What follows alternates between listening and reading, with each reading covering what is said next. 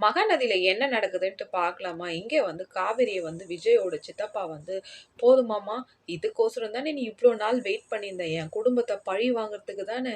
நீ அப்பவே கெளம்பி போகும்போது என்கிட்ட ஒரு நெக்குல நையாண்டி பண்ணிட்டு போன பாத்தியா? அப்பவே எனக்கு தெரியும்.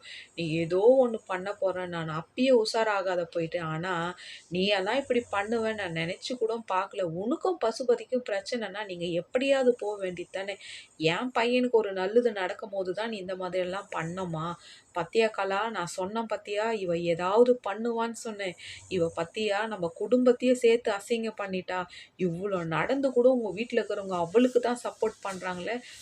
வாடி நம்ம இந்த வீட்ட விட்டு போலான்ட்டு அப்படியே விஜயோட சித்தியோட கைய புடிச்சு இழுக்கும்போது, அங்க எதையுமே பேச முடியாது. எல்லாமே அமைதியாவே நிக்கிறாங்கங்க.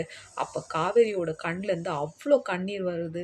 "என்ன எல்லார் எதிரைக்கும் அழுந்து சீன் போடுற நெனச்சுன்னு இருக்கிறியா நீன்ட்டு?" விஜயோட சித்தப்பா கண்ணா மண்ணா திட்டுறாரு.